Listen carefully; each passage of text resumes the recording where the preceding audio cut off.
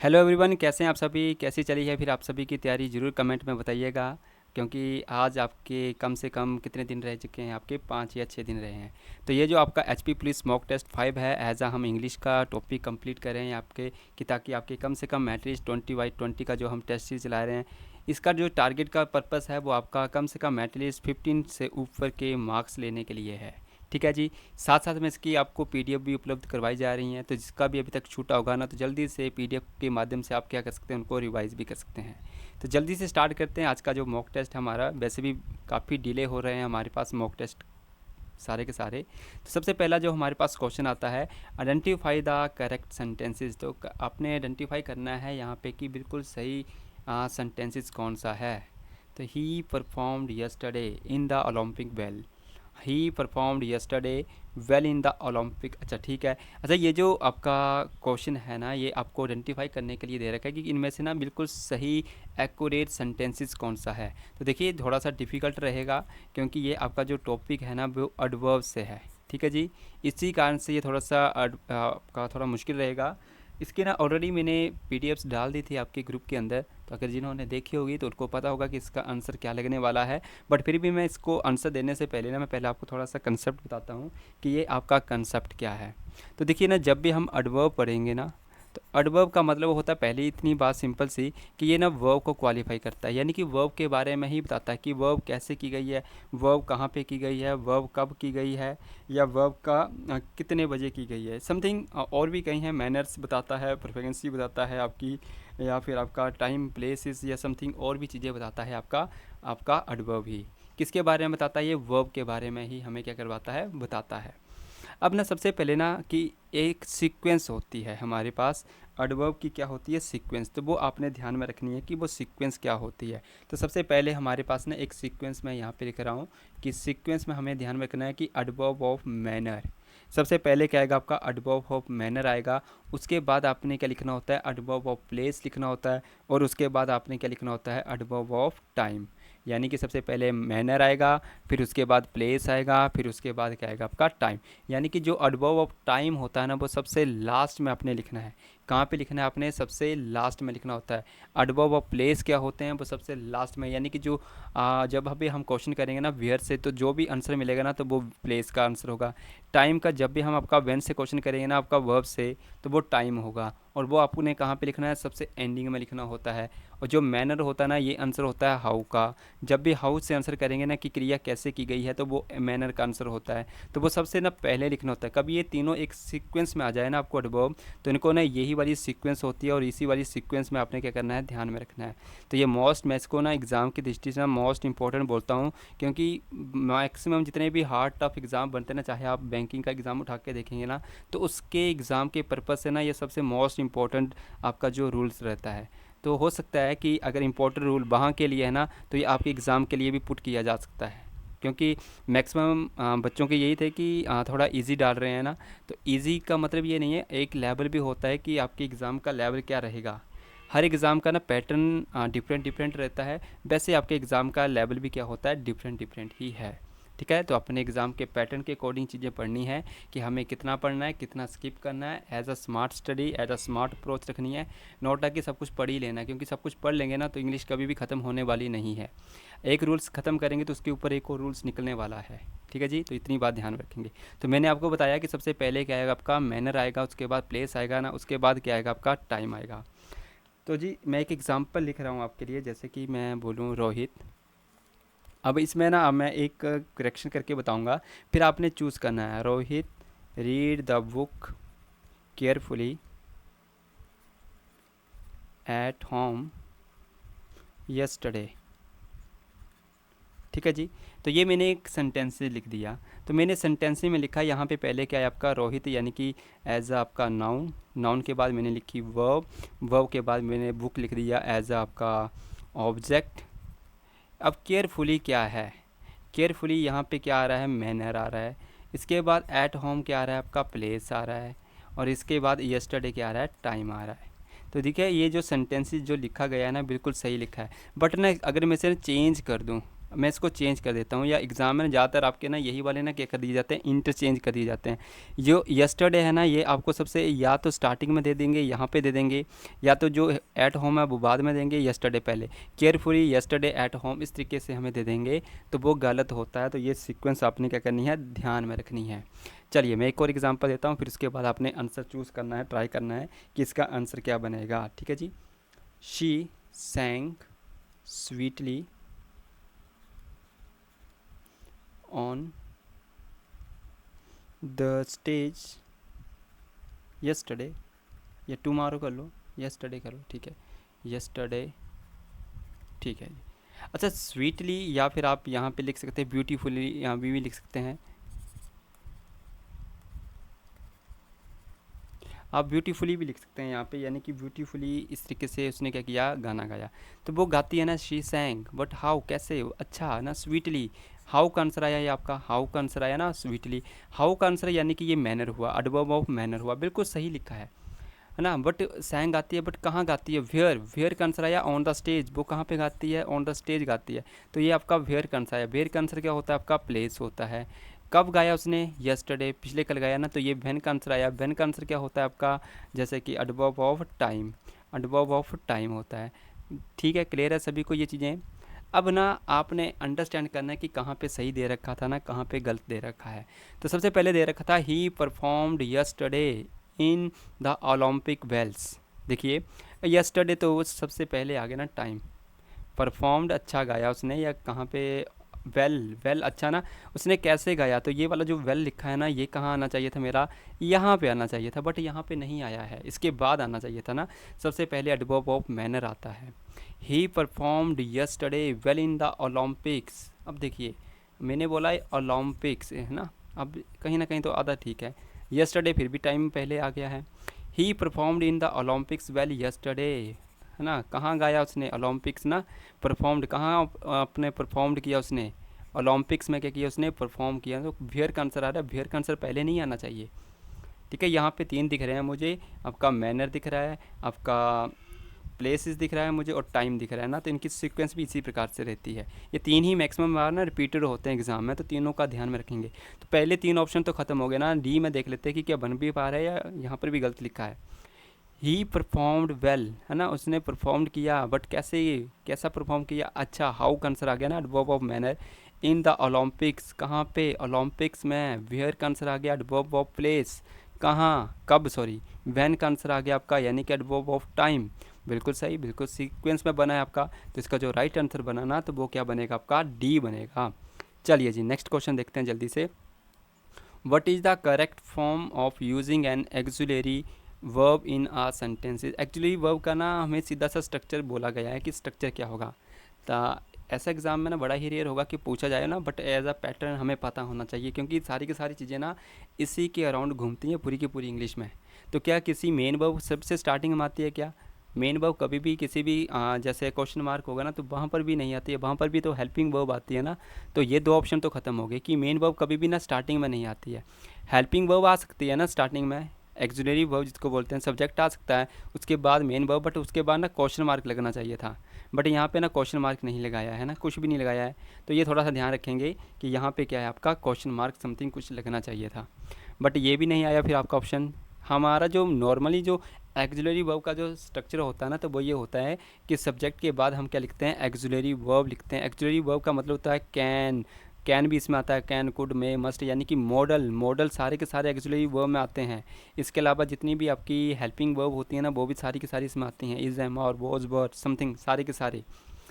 इनके बाद हम क्या लिखते हैं, मेन वर्ब लिखते हैं, यानी कि कोई ना कोई एक्शन वर्ब हम लिखते हैं। एक्शन वर्ब के बाद हम क्या लिखते हैं, ऑब्जेक्ट लिखते हैं। तो राइट आंसर बनेगा इसका डी। चलिए जल्दी से आगे चलते हैं। They are performing a skit on the stage. ठीक है जी, ये आपने ना पैसिव वॉइस में चेंज करना था। किस में चेंज करना है आपका, पैसिव वॉइस में चेंज करना है। एक्टिव में दे रखा है, पैसिव वॉइस में चेंज करना था। तो मैंने सीधा देखा परफॉर्मिंग, ये तो ऑन प्रीपोजिशन है, प्रीपोजिशन के बाद वाले ना मेरे कभी भी ये क्या होते हैं, ऑब्जेक्ट होते हैं, तो सब्जेक्ट नहीं बनेंगे। ये प्रीपोजिशन का ऑब्जेक्ट है, मुझे नहीं चाहिए, मुझे वर्ब का ऑब्जेक्ट चाहिए। तो वर्ब का ऑब्जेक्ट ये वाला है, तो ये वाला ऑब्जेक्ट ना उठ के कहाँ पे आएगा आपका, स्टार्टिंग में आएगा। ठीक है जी, जब ये वाला आ गया ना, तो मैंने टेंस देखा कि प्रेजेंट में है, और प्रेजेंट में इज़ एम आर के साथ आईएनजी वाली दे के रखी है, तो पैसिव वॉइस में क्या लगेगा, इज़ एम आर के साथ कीवर्ड वही रहते हैं ना, हेल्पिंग वर्ब वही रहते हैं, बट एक वर्ड क्या लग जाता है, विंग लग जाता है। और वहाँ पे तो पैसिव वॉइस में तो हमें पता है कि ऑलवेज V3 लगने वाली है, तो हम ऑलवेज क्या लगाएंगे, वहाँ पे V3 लगाएंगे। तो जल्दी से देखेंगे कि ये वाला रूल जहाँ पे लग रहा होगा, अस्किट इज़ वॉज ख़त्म, वॉज और वॉज यहाँ पे ख़त्म हो गया। इसके बाद मुझे परफॉर्म्ड दिख रहा है, बीइंग तो दिखा ही नहीं मुझे, बीइंग दिखा नहीं, तो ए भी ख़त्म आपका। तो जो बच रहा है आपका बीइंग वाला, ये वाला ऑप्शन नंबर सी यहाँ पे राइट आंसर बन जाएगा। ठीक है जी, क्लियर है। थोड़ा पेन चेंज कर लेते हैं, वरना पेन के ऊपर भी ना दिखता भी नहीं है, कई बार मैं अलग अलग चेंज करता रहूँगा पेन। चलिए जी नेक्स्ट क्वेश्चन देखते हैं। I will be sailing with them in the sea, ये भी अपने ना पैसिव वॉइस में बनाना है। किस में बनाना है, पैसिव वॉइस में बनाना है। ठीक है जी, ये भी किस में बनाना है, आपने पैसिव वॉइस में बनाना है। I will be sailing with them in the sea, जी देखिए अब आपने दे रखा है विल बी सेलिंग। एक ना आपके जब भी एक्टिव पैसिव वॉइस आपने पढ़े होंगे ना, या जब भी चार्ट पढ़ा होगा ना, तो उसके अंदर ना एक चीज़ ज़रूर पढ़ी थी आपने, कि कुछ ऐसी भी एक्टिव वॉइस होती हैं जिनका ना कभी भी पैसिव वॉइस नहीं बनता है। तो किनका किनका नहीं बनता है, तो मैं थोड़ा सा आपको याद दिलाता हूँ। प्रेजेंट परफेक्ट कॉन्टीन्यूस टेंस का, पास्ट परफेक्ट कॉन्टीन्यूस टेंस का, फ्यूचर परफेक्ट कॉन्टीन्यूस टेंसेस का। इसके अलावा फ्यूचर कॉन्टीन्यूस का भी क्या होता है, आपका पैसिव वॉइस नहीं बनता था। क्यों नहीं बनता था इनका, क्योंकि इनके अंदर ना वी की कोई ना कोई फॉर्म वहाँ पे इंक्लूडेड होती है। वहाँ पे वीन लगता है, फ्यूचर कॉन्टीन्यूस में क्या लग जाता है, वी। तो वी की फॉर्म का ना कभी भी पैसिव वॉइस नहीं बनता है। इसके अलावा ना जितनी भी इंट्रांजिटिव वर्ब होती हैं ना, इंट्रांजिटिव वर्ब होती है ना, तो इनका भी ना कभी भी एज आ पैसिव वॉइस नहीं बनता है, क्योंकि इनके बाद ना आपका कभी भी ऑब्जेक्ट आता ही नहीं है। जब ऑब्जेक्ट नहीं आता है तो मैं क्या ऑब्जेक्ट में लिखूंगा पैसिव वॉइस में, क्योंकि ऑब्जेक्ट मेरा सब्जेक्ट में बनता है ना। जब आता ही नहीं है तो मैं क्या लिखूंगा। तो जितनी भी इंट्रांजिटिव वर्ब होती है ना, तो उनका भी पैसिव वॉइस नहीं बनता है। इसके अलावा हमारे पास ये जो है present perfect continuous, past perfect continuous, future perfect continuous और पास्ट फ्यूचर का जो कॉन्टीन्यूस होता है ना, उसका भी कभी भी नहीं बनता है। तो क्या बनेगा, इसका राइट आंसर बनेगा नो पैसिव फॉर्म। इसकी कोई भी पैसिव फॉर्म नहीं बनेगी। ऑप्शन आपका जब भी आएगा ना, तो आपने क्या करना है, नन ऑफ दिस करना है, क्योंकि यहाँ पे लगा है we as a future continuous tenses है। ठीक है जी, क्लियर है। नेक्स्ट क्वेश्चन देखते हैं। She says comma inverted comma start, I eat a mango a day. इसको आपने डायरेक्ट से इनडायरेक्ट स्पीच में कन्वर्ट करना है। डायरेक्ट से आपने क्या करना है, इनडायरेक्ट स्पीच में कन्वर्ट करना है। ठीक है जी, तो यहाँ पे दे रखा है she says comma inverted comma start ही आई ईट। तो देखिए ना, शी सेज, तो एक रूल बोलता है कि अगर से टू हो तो उसे हमें करते हैं आपका टेल में चेंज। अगर ना सेज टू हो तो उसे हम चेंज करते हैं टेल्स में। एक और चीज़ हमने प्रीपोजिशन में मैंने आपको बताई थी, जब प्रीपोजिशन में मैंने अपलोडेड की थी ना, कि सैड के साथ तो टू लगता है, बट टोल्ड के साथ ना कभी भी टू नहीं लगता। तो वो भी ध्यान रखेंगे कि एक बार यही भाई एरर हमें मिल जाती है। ठीक है जी, आगे हमने पढ़ा था कि सैड टू दे रखा होगा ना, तो उसे हम क्या करेंगे, टोल्ड में चेंज कर देते हैं। अगर ना आपका सिर्फ सेज दे रखा होगा ना, तो उसे सेज में ही रखेंगे। अगर ना सेड ही दे रखा होगा तो उसे सैड ही रखेंगे, कोई आगे यहाँ पे टोल्ड में चेंज नहीं करेंगे। अगर सेज दे रखा है ना, तो सेज का सेज ही रहने वाला है, सेज का सेज ही रहेगा, सेज का सेज ही रहेगा, सेज का सेज ही रहेगा। ठीक है जी, तो ऑप्शन एक ही बचा बी। बट इसके अलावा मैं कुछ और भी चीज़ यहाँ पे बतानी थी आपको। कई बार होता ना, ये वाला तो चलो इसमें तो सारे ऑप्शन एलिमिनेट हो गए ना यहीं से। इसके बाद नॉर्मल सेंटेंसेस था, तो पता है कि दैट लगेगा, बिल्कुल ठीक है। यहाँ पे आई जो था ना, किसके अकॉर्डिंग चेंज होगा, आपका सब्जेक्ट के अकॉर्डिंग चेंज होगा, क्योंकि जो आई है ना फर्स्ट पर्सन है, फर्स्ट पर्सन किसके अकॉर्डिंग चेंज होता है, आपका सब्जेक्ट के अकॉर्डिंग चेंज होता है। तो यहाँ पे क्या आ गया आपका शी। ठीक है जी, शी आ गया। अब शी जैसे आया ना, अब यहाँ पे टेंस आप आइडेंटिफाई करेंगे ना, कि बोलेंगे कि प्रेजेंट इंडेफिनिट है, तो ये पास्ट की इंडेफिनिट में चेंज हो जाएगा। कि आपने रूल पढ़ा होगा कि प्रेजेंट है, इंडेफिनिट है, तो ये पास्ट के इंडेफिनिट में चेंज हो जाएगा। बट ना ये यहाँ पे नहीं होगा। ये कब होता है ना आपका, जब ये वाला ना जो कंजक्शन लगा है ना, इससे पीछे वाला ना अगर ये पास्ट में चला गया हो। से तो आपकी प्रेजेंट में बताते हैं ना, से के साथ ऐसे या यस तो प्रेजेंट इंडेफिनिट में लगता है। अगर मेरा पीछे वाला क्लोज ही प्रेजेंट में बन रहा है ना, तो आगे वाला भी मेरा किस में बनेगा, प्रेजेंट में ही बनेगा। चाहे कुछ भी हो जाए ऊपर, चाहे यहाँ पे जो भी आपको दे रखा हो, ये हमेशा किस में बनेगा, आपका प्रेजेंट में ही बनेगा। तो इसे यहाँ पे हम आपका ईटन नहीं करेंगे या ऐट नहीं करेंगे यहाँ पे कभी भी। अगर किया होगा ना किसी ऑप्शन में, जैसे ये वाला किया था ना, तो ये ऑप्शन यहाँ से भी गलत हो जाएगा। अब ये इसलिए किया गया था ना क्योंकि यहाँ पे सैड लिखा था, सैड की सिचुएशन में यहाँ पे एट बन जाएगा, बट अगर यहाँ पे मान लेते ना कि सेज ही लिखा होता ना तब ये यहाँ पे गलत था, तब मुझे यहाँ पे क्या लिखना पड़ता, ईट्स लिखना पड़ता। क्यों? क्योंकि यहाँ पे क्या पीछे क्या दे रखा है, सेज आया है, सेज आया होगा, तो ये कंफर्म करना है आपने। ठीक है जी, नोट्स मैंने सेंड कर दिए थे ग्रुप के अंदर, जिसको नहीं मिले होंगे तो फिर से पिन करना, उसको स्पेशली मैं मैसेज करके भेज दूँगा। ठीक है जी, तो ये हमने यहाँ पे पिया और हमारे पास जो राइट आंसर आया ना वो आया बी। तो ये चीज़ें अपने ना ध्यान में रखनी है, कंसीडर करनी है। एग्जाम में यही छोटी छोटी गलतियों पे ना हम आपका क्वेश्चन गलत करके आते हैं, तो ये छोटी छोटी बारीकियों पे ना आपने क्या करना है, एक बार फिर से एनालिसिस करना है कि हाँ यहाँ पे क्वेश्चन होने के, गलत होने के क्या होते हैं, चांसेस होते हैं। तो ये चीज़ें ना छोटी छोटी रिमेंबर रखनी है आपने। चलिए जी, नेक्स्ट क्वेश्चन देखते हैं। He was deprived dash his ancestor properties. अब देखिए ना, जो आपका डिप्राइव जो वर्ड होता है ना, इसके साथ ना ऑलवेज आपकी ना एक ही प्रीपोजिशन लगाई जाती है और वो प्रीपोजिशन होती है ऑफ। यानी कि जो आपकी जो ऑफ होती है ना, ये आपकी समवन एंड समथिंग के लिए, दोनों के लिए यूज़ हो जाती है। समवन एंड आपके समथिंग दोनों के लिए यूज़ होती है। तो मोस्ट इम्पॉर्टेंट है आपकी डिप्राइव्ड। जब भी हम प्रीपोजिशन पढ़ते हैं ना, फिक्स्ड प्रीपोजिशन के अंदर ये वाली हमें जरूर देखने को मिलती है जब भी ऑफ की हम प्रीपोजिशन पढ़ते हैं। ठीक है जी, तो डिप्राइव्ड का मतलब होता है वंचित हो जाना है किसी चीज़ से। तो ही वॉज डिप्राइव्ड, वंचित हो गया। एंसेस्टर प्रॉपर्टीज है, यानी कि जो अपने पूर्वजों की जो प्रॉपर्टीज है ना, उनसे वो क्या थे, वंचित थे। ठीक है जी, तो इस तरीके का हमारा जो आंसर बनेगा ना वो बनेगा बी। सीधे डायरेक्ट याद रखेंगे, फिक्स्ड प्रीपोजिशन है, डिप्राइव्ड के साथ क्या लगता है आपका, ऑफ लगता है। Good health is necessary dash longevity. अब देखिए ना, ये जो नेसेसरी वर्ड है ना, नेसेसरी NCESSARY, जो नेसेसरी होता है ना, इसके साथ ना हमारे पास ना दो प्रीपोजिशन लगाते हैं। एक तो लगती है फॉर, एक लगती है हमारे पास टू। ठीक है जी, तो ये दो चीज़ें हमें ध्यान में रखनी है। अगर ना नेसेसरी के बाद ना कुछ भी आ जाए, जैसे कि समथिंग, किसी इंसान के बारे में बोला जाए समथिंग, या फिर किसी वस्तु के बारे में बोला जाए ना, तब तो हम यूज़ करेंगे नेसेसरी फॉर का। ठीक है जी, बट नेसेसरी के बाद ना अगर टू कहाँ पे यूज़ की जाएगी ना, टू यूज़ की जाएगी जब इसके बाद क्या आ जाए, कोई वर्ब आ जाए। Verb the in the sense, यानी कि इन्फिनिटिव आ जाए, यानी कि क्या आ जाए, इन्फिनिटिव के तरीके से आ जाए ना, टू के साथ वर्ब की फर्स्ट फॉर्म आ जाए, तब वहाँ पे हम यूज़ करते हैं नेसेसरी के साथ टू का। ठीक है जी, तो ये थोड़ा सा आपने क्या करना है, पॉइंट ध्यान में रखना है। चलिए जी, जैसे कि यहाँ पे आया था good health is necessary longevity, यानी कि लॉन्गेविटी के लिए ना अपनी जो हेल्थ है ना उसे अच्छा रखना ज़रूरी है। तो यानी कि यहाँ पे ना फॉर आएगा। अब मैं टू के लिए ना एक एग्ज़ाम्पल आपको बता देता हूँ कि जैसे कि क्या एग्ज़ाम्पल आ सकता है हमारे जैसे कि एग्ज़ाम में भी। तो जैसे मैं बोलूँगा ना, it is necessary to protect the environment.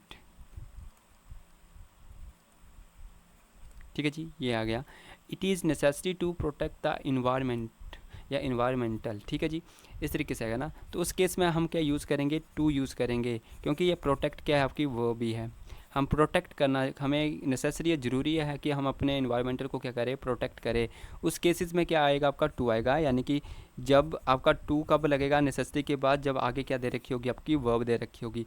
जब नेसेसरी के बाद कब फॉर लगेगा, जब आगे क्या दे रखी होगा, कोई ना कोई वस्तु या किसी इंसान के बारे में बोला जा रहा होगा, देन आप अप्लाई करेंगे वहाँ पे नेसेसरी फॉर। तो इसका जो राइट आंसर बनाना, तो वो बना फॉर, यानी कि ए आंसर राइट होगा। नेक्स्ट क्वेश्चन है 8 आपका, Tribune is the most popular newspaper in dash Punjab. मैंने ना आर्टिकल जब पढ़ाए थे उसमें मैंने बताया था कि डेफिनेट हमारे पास न्यूज़पेपर होते हैं ना, उनके साथ हम आर्टिकल लगाते हैं द। अब ये डेफिनेट क्यों बोलते हैं, ये क्यों हमारे लिए निश्चित हैं, क्योंकि इनकी ना लैंग्वेज एंड इनकी जो लैंग्वेज होती है ना, और इनके जो मटेरियल होता है ना अंदर का, वो सेम होता है। उनका मटेरियल क्या होता है, सेम होता है। जैसे लैंग्वेज अगर आप पढ़ रहे हैं आपका, जैसे द ट्रिब्यून पढ़ते हैं ना, ट्रिब्यून पढ़ते हैं, मान लेते हैं कि हिमाचल में ट्रिब्यून आ रही है, अगर जिसके पास चंडीगढ़ में भी ट्रिब्यून आ रही होगी ना, वो सेम होगी। या फिर दिल्ली में भी, या फिर आपका मुंबई में भी ट्रिब्यून पढ़ रहा होगा ना, उसका पब्लिकेशन जो होगा ना, पब्लिशर्स होगा ना, वो एक ही होगा, बट उसकी ना अलग अलग जगह पे प्रिंटिंग की जाती है। बट आपकी जो कंटेंट होता है ना अंदर का, वो सेम रहता है हर जगह के लिए। जो न्यूज़ होती है ना, वो भी सेम रहती हैं, वो कभी भी डिफरेंट नहीं होती हैं। ये नेशनल लेवल पे क्या किए जाते हैं, एज अ न्यूज़पेपर आवंटित किए जाते हैं। Not a local and not a अलग अलग लैंग्वेज में नहीं छपते हैं, ये एक ही लैंग्वेज में छपते हैं, जैसे कि आप देखते हैं कि इंग्लिश लैंग्वेज में छपते हैं। इसके अलावा ना और भी हैं हमारे पास, जैसे कि द हिंदूज़ भी बोलते हैं ना, हिंदूज़ भी तो इंग्लिश में छपता है ना, उसकी भी लैंग्वेज सेम ही है। इसके अलावा ना और भी हैं, जैसे कि द ट्रिब्यून हो गया, अब याद भी नहीं आ रहे इस टाइम पे।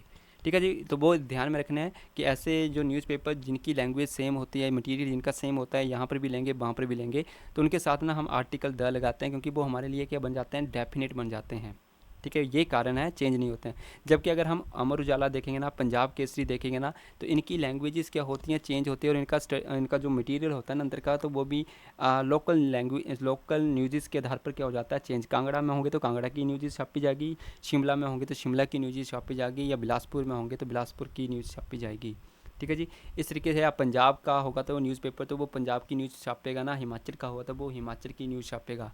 ठीक है, और वहीं की लैंग्वेजेस में छपते हैं कई बार। तो पंजाब वाला केसरी वाला देखोगा, पंजाब में तो पंजाबी में ही छपता है, हिमाचल में तो फिर भी हिंदी में छप जाता है। ठीक है, तो ये वो हमारे उनके साथ कभी भी आर्टिकल नहीं लगाते हैं। जबकि जो डेफिनेट होंगे ना, उनके साथ हम क्या लगाएंगे, आपका आर्टिकल द लगाएंगे। क्लियर है सभी को। फिर इसके बाद बोलते हैं ना कि popular newspaper in dash Punjab. अब ना किसी भी, मैंने बोला कि प्रॉपर नाउन के साथ ना आर्टिकल नहीं लगाते हैं, कोई भी हम कोई भी आर्टिकल नहीं लगाते हैं, बट फिर भी ना एक ऐसा केसेस पढ़ते हैं, एग्जम्पशंस पढ़ते हैं कि हम क्या करते हैं, द पंजाब यूज़ करते हैं। अब ये इसका ना पीछे का जो रीज़न हम फाइंड आउट करते हैं ना, तो वो रीज़न क्या है कि ये लैंड ऑफ 5 रिवर बोलते हैं इसे, लैंड ऑफ 5 रिवर कहते हैं इसे। ठीक है, लैंड ऑफ 5 रिवर बोलने के कारण ये जो बनता है ना, ये प्लूरल में बन जाता है, और जो आपका आर्टिकल जो द होता है ना, वो प्लूरल नाउन के केसेस में यूज़ किया जाता है। जिस कारण से जो पंजाब है ना, इसके लिए हम क्या यूज़ कर देते हैं, आपका आर्टिकल द। बाकी किसी भी नेम के साथ हम आपका आर्टिकल द नहीं लगाते। कभी भी हम द हिमाचल प्रदेश नहीं बोलेंगे, कभी भी द उत्तराखंड नहीं बोलेंगे, कभी भी द दिल्ली या समथिंग और अन्य नेम के साथ हम कभी भी आर्टिकल यूज़ नहीं करते हैं। तो ये एक पॉइंट याद रखेंगे कि प्रॉपर नाउन के साथ ना कभी भी हम आपका आर्टिकल नहीं लगाते हैं। हाँ, कभी कभी लगते हैं आर्टिकल, जैसे नेम के साथ भी मैंने बताया था आपको। पीछे हमने जो मॉक पढ़े थे ना, वहाँ पे हमने पढ़े भी थे कि कभी कभी आपका ना प्रॉपर नाउन के साथ भी आर्टिकल लगते हैं, बट एग्जाम्पशन के साथ वहाँ पे वो क्वालिटी या ट्रेड बता रहे होते हैं उसकी। ठीक है, तो वो चीज़ें ध्यान में रखनी होती हैं, और यहीं से क्वेश्चन पूछे जाते हैं, और ये ना कन्फ्यूज़ भी करते हैं हमें। चलिए जी, ठीक है जी, इसका जो आंसर था ना, वो मैं टिक कर देता हूँ। आंसर था इसका आपका द, और द दोनों में द पुट हुआ, तो option number B. The king dash gave the award the children. अब यहाँ पे आपने क्या करना है, पुट करना है। यहाँ पे क्या आएगा, देखिए सारे के सारे सेल्फ सेल्फ सेल्फ और सेल्फ्स दे रखे हैं ना, तो मतलब क्या है आपका यहाँ पे या तो रिफ्लेक्सिव प्रोनाउन आएगा ना, या फिर आएगा आपका इम्फेटिक प्रोनाउन। इम्फेटिक प्रोनाउन हमसे ना कई बार ये पार्ट ऑफ स्पीच में भी पूछ लेंगे, ये हमसे ना पार्ट ऑफ स्पीच में भी पूछ लेंगे कि यहाँ पे रिफ्लेक्सिव प्रोनाउन है या इम्फेटिक प्रोनाउन है। चलिए, ये तो मैं आपको ना चूज़ करना मैं बाद में बताता हूँ ना, पहले मैं आपको बता देता हूँ ना कि हम जो रिफ्लेक्सिव या इम्फेटिक प्रोनाउन लगाते हैं ना, हम लगाते किसके आधार पर हैं। तो ये बिल्कुल आसान है, कोई कन्फ्यूजिंग वाला यहाँ पे नहीं होता है, हम इसको बड़ा डिफ़िकल्ट बना देते हैं। जब भी मैं बोलूँगा ना आई, ठीक है, और अगर मुझे इसके बाद कुछ लिखना होगा ना, जैसे मैं बोलूँगा कि मैं बातें करता हूँ, या मैं खुद में मस्त रहता हूँ, मैं खुद में चिल रहता हूँ, मैं खुद में इंजॉय कर लेता हूँ, मैं खुद से बातें कर लेता हूँ, तो मैंने कि अपने आप को, यानी कि मैं खुद को इंक्लूड करते हुए कोई बात बोल रहा हूँ ना यहाँ पे, यानी कि जब ना मैं खुद के लिए कोई भी इंट्रोड्यूस करूँगा ना, तो मैं यूज़ करता हूँ रिफ्लेक्सिव प्रोनाउन या इम्फेटिक प्रोनाउन का। किंतु जब मैं प्रभाव दूंगा ना आपका, जैसे कि इम्फेटिक प्रोनाउन के लिए, तो मैं आई के बाद भी लिख सकता हूँ, मैं आई माई सेल्फ। ठीक है, यानी कि मैं खुद उसे देख लूँगा, या मैं खुद अपने आप में बातें करता हूँ। इस तरीके से जब भी हम बोलेंगे ना, तब हम यूज़ करेंगे आई माई सेल्फ। ठीक है, ठीक है, तो यानी कि ये जो पर्सन होगा ना और ये वाला होगा ना, बिल्कुल सेम सेम होना चाहिए। किससे बने हैं, आई किससे बना है, यानी कि ये जो बना है ना आई से, और ये माई सेल्फ बना है ना, माई किससे बना है, यानी कि आई से ही बना है ना। आई का मी बनता है, मी का जो माई भी बनता है एक आपका एडजेक्टिव में, तो इसी से बनता है आपका माई सेल्फ बनता है एज अ रिफ्लेक्सिव प्रोनाउन के अंदर, रिफ्लेक्ट करने के लिए। ठीक है, उस केसेस में। ठीक है, अगर ही होगा ना, तो ही के लिए मैं क्या यूज़ करूँगा, ये जो आपका होगा ना सेम इसके जैसे होगा, कभी भी मैं वहाँ पे माई सेल्फ पुट नहीं कर पाऊँगा। ठीक है जी, तो जो ही होगा ना, इसी के लिए खुद के लिए यूज़ कर रहे होगा, तो हम क्या यूज़ करेंगे, हिम सेल्फ यूज़ करेंगे। ही का क्या बनता है, हिम बनता है ना, हिम से क्या बन जाएगा, हिम सेल्फ बन जाएगा। रिफ्लेक्सिव और इम्फेटिक प्रोनाउन दोनों ही सेम सेम होते हैं, बट इनका ना यूजेस के आधार पर डिफ्रेंशिएशन होती है, तो वो मैं अभी बाद में बताऊंगा कि कैसे करते हैं वो। ठीक है जी, पहले इतनी क्लियर हुई कि अगर जैसा सब्जेक्ट दे रखा होगा ना, हमें उसी के कोडिंग क्या लगाना होता है, रिफ्लेक्सिव या इम्फेटिक प्रोनाउन लगाना होता है। तो देखिए द किंग है ना, राजा, किसी राजा के बारे में बोला जा रहा है, तो राजा थर्ड पर्सन हुआ, बट क्या है, सिंगुलर में है या प्लूरल में है, तो माई सेल्फ तो यहाँ पे नहीं आएगा ना। ठीक है जी, योर सेल्फ आएगा, क्या है, सेकंड पर्सन तो है नहीं, थर्ड पर्सन है ना, किसी राजा के बारे में बात की जा रही है, थर्ड पर्सन के बारे में, तो क्या बहुवचन में आ रहा है, क्या बहुवचन में आया, द किंग्स बोला मैंने, नहीं बोला ना, तो यानी कि आपका बी भी नहीं आएगा।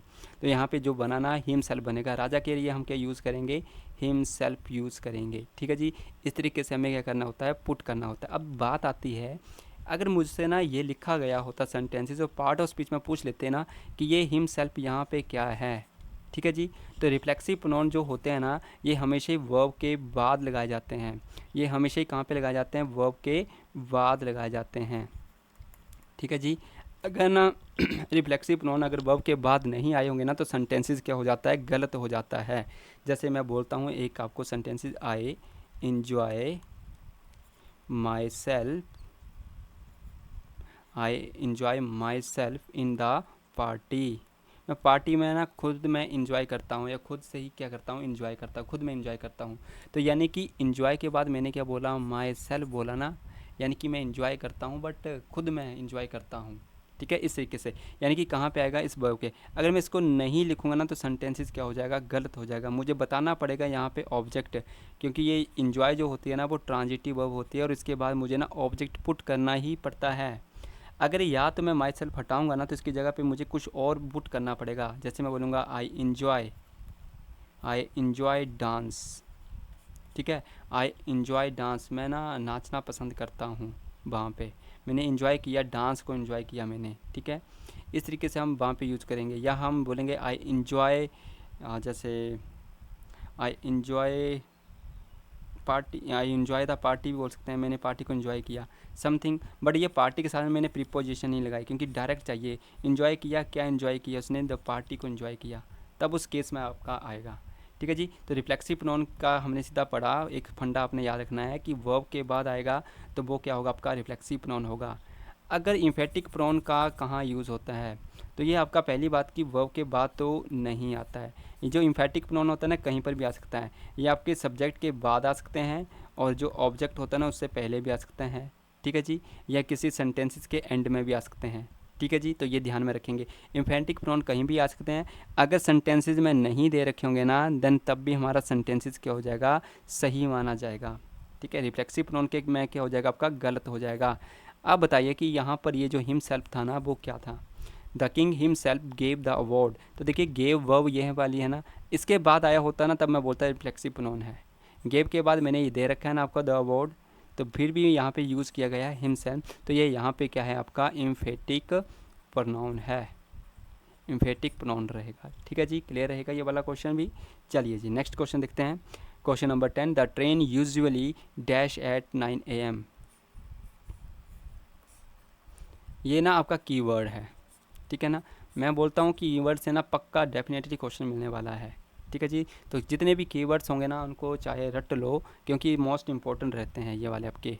तो देखिए ना, यूजुअली जो है आपका वर्ड, ये होता है रेगुलर एक्शन के लिए, 90% चांसेस के लिए यूज़ होता है, कि यूजुअली अक्सर वो हमेशा आया ही करता था, इस तरीके का कि ट्रेन हमेशा ही 9 बजे पहुंच जाती है या पहुंचती है। ठीक है, इस तरीके से हम बोलेंगे। तो यूजुअली ना कीवर्ड है, और ये आपका ना कीवर्ड कहाँ का है, प्रेजेंट इंडेफिनिट का कीवर्ड है। ठीक है, प्रेजेंट इंडेफिनिट का कीवर्ड है आपका। ठीक है जी, प्रेजेंट इंडेफिनिट में यूजुअली द ट्रेन के बाद क्या लगेगा, ट्रेन सिंगुलर सब्जेक्ट है ना, तो सिंगुलर हेल्पिंग सिंगुलर वर्ब लगेगी यहाँ पे। Singular verb singular verb singular verb हमारे पास अराइव आई, अराइव के साथ क्या लग गया आपका, एस या एस लग गया। नेक्स्ट क्वेश्चन है, which of the following is not a form of auxiliary verb be. अब ना वी की फॉर्म आपने फाइंड आउट करनी थी। वी की फॉर्म क्या क्या हो सकती हैं, मैं यहाँ पे बता देता हूँ। Is, am, are, was, were, वी तो खुद में ही होती है, बीइंग, एंड आपका बीन। ये होती हैं हमारे पास वी की एक्सिलरी वर्ब। तो यानी कि आपकी पूछा है जो नहीं होती है तो वो नहीं होती है, वो हैज़ है। हैज़ या हैव की होती हैं हमारे पास हैड। ठीक है जी, तो ये ध्यान रखेंगे। चलिए जी नेक्स्ट देखते हैं। The female pig is called, female के जो पिग जो रहता है ना उसे हम क्या बोलते हैं? तो ये ना जैसे बच्चों के नाम, यंग के नाम, यंगेस्ट के नाम तथा चाइल्ड के नेम, जैसे जानवरों के बच्चों के नेम को क्या बोलते हैं? बिल्लियों के बच्चों के नेम के क्या बोलते हैं? पप्पीज़, जैसे डॉग से के बच्चे को पप्पीज़ बोलते हैं ना, वैसे वैसे क्वेश्चन भी बनते हैं। तो ये जो पिग होता है ना उसको हम क्या बोलते हैं? एज आ सौ बोलते हैं। तो ऐसे क्वेश्चन ना कई बार बन जाते हैं। ये नाउन के टॉपिक में हम पढ़ते हैं ये चीज़ें सारी की सारी। तो एक बार ना इनको रिवाइज कर लेना या चेक कर लेना, जिसने नहीं पढ़ी होंगी ना तो एक बार ज़रूर देख लेना। आने के यहाँ पे क्या रहते हैं, इनके आने के ज़्यादा चांसेस रहते हैं। ठीक है जी, तो ये ध्यान रखना है आपने। चलिए जी नेक्स्ट क्वेश्चन देखते हैं। नेक्स्ट क्वेश्चन है dash owls were seated on a branch. अब देखिए यहाँ पे पुट करना है हमें कि क्या पुट करेंगे, ए पुट करेंगे, एन पुट करेंगे, आर्टिकल द पुट करेंगे, या इनमें से ना हम कोई भी आर्टिकल पुट नहीं करेंगे। तो देखिए जी यहाँ पे ना आर्टिकल लगा है द। ठीक है, लगेगा क्या? द लगेगा। क्यों लगेगा? मैंने बोला आउल्स है ना। आउल्स क्या है आपका? ये आपको क्या दिख रहा है यहाँ पे? एस दिख रहा है। एस क्या होता है आपका? प्लूरल सेंस देता है ना, यानी कि आउल्स बैठे हैं बहुत ज़्यादा, प्लूरल हैं। प्लूरल के लिए क्या मैं ए और एन यूज़ कर सकता है? ए और एन का तो यूज़ कहाँ पे किया जाता है? सिंगुलर नाउन के लिए ना। यहाँ पे किसका यूज़ किया जाता है? सिंगुलर नाउन का यूज़ करते हैं ए और एन के लिए। ए जब भी बताना होगा ना तो एक वस्तु के लिए हम यूज़ करेंगे। एन का यूज़ जहाँ पर भी किया जाता है ना सिंगुलर नाउन के लिए यूज़ करते हैं। तो यानी कि यहाँ पे तो प्लूरल नाउन आया है ना, तो इसके लिए तो मैं क्या यूज़ करूँगा? द आर्टिकल यूज़ करूँगा। यहाँ पे ना तो ए आएगा ना ही आपका एन आएगा। चलिए जी नेक्स्ट क्वेश्चन देखते हैं। Neither of them dash invited for the out taking ceremony. तो देखिए जी नीदर ऑफ के बाद यहाँ पे क्या दे रखा है आपका? As a plural, as a जैसे जिसको बोलते हैं objective case as a pronoun के अंदर। प्लूरल आपका objective case as a pronoun का, प्रोनाउन की क्या आना चाहिए था? वैसे तो या तो यहाँ पे क्या आना चाहिए था? प्लूरल नाउन आना चाहिए था ना, बट नाउन ना आकर यहाँ पे ना प्रोनाउन भी आ सकता है। ठीक है, बट वो कैसे आना चाहिए? ऑब्जेक्टिव केस में। बिल्कुल सही आया है। इसके बाद हमें क्या पुट करना होता है? इसके बाद ना हमें सिंगुलर हेल्पिंग वर्ब पुट करनी होती है, एज अ रूल है ऑटोमेटिकली। पिछले वाले इसमें जो हमने मॉक किया था ना as a all in one का, जिसमें लगभग पार्ट ए के अंदर हमने आपके लगभग सभी टॉपिक्स को कंप्लीट किया था, जिसके अंदर मैक्सिमम 6 टॉपिक थे, टेंसेस थे, पार्ट ऑफ स्पीचेस थे, आपके नाउन प्रोनाउन था, साथ में आपका एक्टिव पैसिव वॉइस तथा डायरेक्ट और इनडायरेक्ट स्पीचेस के हमने एक साथ 90 क्वेश्चन सॉल्व किए थे। तो सेम वहाँ पर भी तो ऐसा समथिंग कुछ ऐसा ही एक क्वेश्चन आया था। तो देखिए यहाँ पे क्या आएगा? Singular helping verb, singular singular, तो वॉज आ जाएगा यहाँ पे। Singular helping verb was invited for the out taking ceremony, right answer हो जाएगा। Find out of the preposition in the sentence. The school is located opposite the hospital. जो school की location है ना हॉस्पिटल के बिल्कुल अपोजिट है, opposite है। लोकेटेड आपकी वर्ब के बाद क्या आ रही है? प्रीपोजिशन अपोजिट, हमने प्रीपोजिशन में भी पढ़ी थी। तो स्कूल तो होता नहीं है, हॉस्पिटल होते नहीं है, वर्ब है आपकी। ऑप्शन से ही हमें क्लियर हो जाएगा। तो राइट आंसर क्या बनेगा? अपोजिट। चलिए जी next question. The superlative form of the adjective well. तो वेल की ना सुपरलेटिव डिग्री क्या होती है? तो देखिए जी एक होता है गुड और एक होता है वेल। इन दोनों ही सेम इनकी डिग्रीज होती है। इनकी कंपैरेटिव डिग्री क्या बनती है? गुड की क्या बनती है? या वेल की क्या बनेगी? बेटर बनेगी। और इनकी सुपरलेटिव डिग्री क्या बनती है? बेस्ट बनती है। तो देखिए राइट आंसर क्या बना यहाँ पे? बेस्ट बन जाएगा। ठीक है जी, क्लियर है, बिल्कुल आसान क्वेश्चन था, है ना। मॉडर्न लेवल का पेपर मिलेगा आपको, जहाँ पे 2-3 क्वेश्चन आपको टफ मिल जाएंगे बिल्कुल, कुछ आपके मॉडर्न लेवल के मिलेंगे ना, कुछ बिल्कुल इजी मिलेंगे आपको। इस तरीके का पैटर्न रहता है हमेशा एग्ज़ाम में, तो ये चीज़ें भी अपनी ध्यान रखनी है। यहाँ पे है कि कंपैरिजन इज़ रॉन्ग, यानी कि यही वाले डिग्री से ही क्वेश्चन है, और डिग्री से क्वेश्चन में पूछा गया है कि जो कंपैरिजन है ना वो गलत किया गया है। Select the opinion option in which the comparison is wrong, comparison गलत किया गया है। तो ये तो मुझे पता ना, ये बिल्कुल सही है। फास्टर, फास्टर, फास्टेस्ट, ये तो बिल्कुल आसान है, ये तो कर लिया। लेट, लेटर, लेटर, लेटेस्ट भी हमने पढ़ी थी। अर्ली, अर्लियर और अर्लीस्ट भी हमने पढ़ी थी कि सुपरलेटिव डिग्री क्या होती है, ये वाली होती है। सून, मोर सूनर एंड मोस्ट सूनर, ये वाली नहीं पढ़ी थी। इसकी जगह पे ना हमें सूनर की जगह पे मोर सूनर क्या होता है आपका? सूनर होता है यहाँ पे।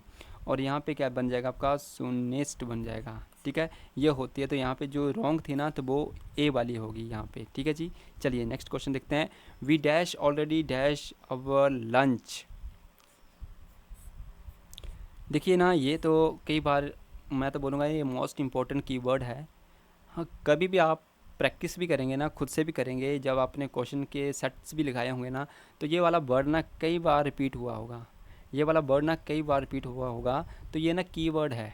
मैं बोलूँगा ना ये कीवर्ड है, और कीवर्ड है ये टेंसेस के अंदर, कि इससे डिसाइडेड होता है कि टेंस किस में बनेगा। ऑलरेडी हमारे पास होता है प्रेजेंट परफेक्ट टेंस का कीवर्ड है। अगर ये प्रेजेंट परफेक्ट में लगता है ना, तो मुझे यहाँ पे क्या लगाने हैं, प्रेजेंट परफेक्ट के लगाने हैं। तो प्रेजेंट परफेक्ट में क्या लगता है, हैज़ लगता है, हैव लगता है, और इसके साथ क्या लगती है, वी की 3 फॉर्म लगती है। तो वी था हमारे पास प्लूरल, प्लूरल के अकॉर्डिंग क्या आपने लगा दिया, यहाँ पे क्या लगेगा, हैज़ या हैव। तो आई थिंक यहाँ पे क्या लगने वाला है, हैव, तो हैव ही लगता है। और ठीक है जी, तो हैव तो मेरी आ गई हेल्पिंग वर्ब ना। अब मुझे लगानी है V3, इसके बाद है B3। तो B3 मुझे दिखता है ऑप्शन में कि क्या लगेगा, हैव आया, ये 2 ऑप्शन तो ख़त्म हो गए आपके ना। अब यहाँ पे हैव के बाद हैव दे रखा, ठीक है जी। अब देखिए ना, हैज़ और हैव ना एक आपकी, हैज़ और हैव ना वी की फर्स्ट फॉर्म होती हैं। ये दोनों ही क्या होती हैं, वी की फर्स्ट फॉर्म होती हैं। इनकी सेकंड फॉर्म क्या होती है, हैड। थर्ड फॉर्म क्या होती है, हैड। अब ये ना कई बार हम कंफ्यूज होते हैं यहाँ पे कि हैड सिर्फ हमारी हेल्पिंग वर्ब होती है, नहीं, हैड हमारी ना मेन वर्ब भी होती है। आई हैड मनी, इस तरीके से भी बोलते हैं ना। जैसे बोलेंगे इफ़ आई हैड मनी, यदि मेरे पास पैसा होता। ठीक है, तो यहाँ पे एक हैड आपका हेल्पिंग वर्ब है, दूसरा हैड क्या है आपका मेन वर्ब है। मेन वर्ब में आपकी V3 है। ठीक है जी, इस तरीके से हमें आइडेंटिफाई करनी होती हैं चीज़ें। तो राइट आंसर क्या बन रहा है, यहाँ पे सीधा दिख रहा है मुझे, ए बन रहा है। मुझे B3 चाहिए थी, और B3 क्या होती है, हैड होती है। ठीक है जी, इंपॉर्टेंट है, आने के चांसेस रहते हैं ऐसे क्वेश्चंस के। चलिए जी, नेक्स्ट क्वेश्चन देखते हैं। Find the error, error find out करनी थी। She is late for work yesterday she decided to skip breakfast and leave for office. मैंने पढ़ा तो मुझे ना एक नोटिस में आ गया दिमाग में कि यस्टरडे बोला है। कीवर्ड, सीधे कीवर्ड पकड़ने आपने वहाँ पर। कीवर्ड जैसे मैंने पकड़ा ना, तो पीछे चेक किया मैंने, फिर पीछे की तरफ आया ना, तो मैंने जल्दी से देखी हेल्पिंग वर्ब, कि मैंने याद किया है ये वाला वर्ड, कि मुझे पता है कि ये पास्ट में बनना चाहिए था, बट नहीं बनाना, इज़ है, गलत हो गया। पार्ट ए में हम सीधा जल्दी से क्या करेंगे, टिक लगाएंगे। नेक्स्ट क्वेश्चन है, it is big blunder what we had to ignore it. Noun के टॉपिक से एरर, नाउन के टॉपिक से एरर है, तो कैसे आइडेंटिफाई की। तो देखा, जैसे मैंने पढ़ना स्टार्ट किया ना, तो मुझे जैसे, क्योंकि वर्ड जब आपने पढ़े होंगे ना, तो ऑटोमेटिकली आपको पता चल जाएगा, हाँ ये वाली तो यहाँ पे एरर है, इस टॉपिक की एरर दिख रही है। तो जैसे बिग ब्लंडर आया ना, तो बिग ब्लंडर एक ना नाउन के अंदर हमने पढ़ा था कि जो ना एक साथ वर्ड नहीं आते हैं। ठीक है, जैसे हमने एक पढ़ा था कि कज़न ब्रदर नहीं होता है, कज़न के साथ हम ब्रदर नहीं लगाते हैं कभी भी, कज़न के साथ हम सिस्टर जैसा वर्ड भी नहीं लगाते, सीधा ही हम क्या बोलेंगे, कज़न। ठीक है, वो ही एंड शी से डिसाइडेड होगा कि आपका ब्रदर है या सिस्टर है। ठीक है जी, इस तरीके से हम यूज़ करते हैं। तो यहाँ पे ना ब्लंडर का मतलब होता है बहुत बड़ी गलती। तो उसके साथ ना कभी भी बिग जैसा या स्मॉल जैसा ना हम कभी वर्ड यूज़ नहीं करते हैं। तो यहाँ पे जो बनाना, तो ये बिग नहीं आना चाहिए था, ब्लंडर आना चाहिए था। पार्ट ए में ही क्या बन गई, आपकी एरर बन गई। ठीक है जी, इस प्रकार से हमने आपके 20 क्वेश्चन चेक किए हैं। जल्दी से अपना भी स्कोर चेक कीजिएगा कि आपके कितने ठीक हुए थे, और कंसेप्ट समझ में आया या नहीं आया, ज़रूर कमेंट में बताइएगा, ताकि मैं एक और मॉक बनाने की ट्राई करूं और आपके लिए जल्द से कल ही अपलोडेड कर दूं। ठीक है, जल्द से जल्द मैं अपलोड करने की ट्राई करूंगा, ताकि आपका थोड़ा सा और जो थिंकिंग ऑफ इंग्लिश के ऊपर क्राइटेरिया है ना, वो इंक्रीज़ हो। चलिए जी, अगर वीडियो अच्छी लगी हो तो ज़रूर लाइक कीजिएगा, चैनल को जरूर ना सब्सक्राइब कीजिएगा, साथ में अपने दोस्तों के साथ भी शेयर कीजिएगा। मिलते हैं आपको अगली वीडियो में, तब तक के लिए जय हिंद। अगला मॉक टेस्ट होगा, पॉसिबल नहीं होगा थर्सडे को, तो हो सकता है कि आपका नेक्स्ट डे के लिए हम क्या करेंगे, ट्राई करेंगे कि अपलोडेड कर दिया जाए। चलिए जी, ठीक है, आपका कमेंट आएगा तो ज़रूर अपलोड हो जाएगा। अगर आपका कमेंट नहीं आता है तो हो सकता है कि डिले हो जाए थोड़ा सा। चलिए जी, ठीक है, ओके, टेक केयर।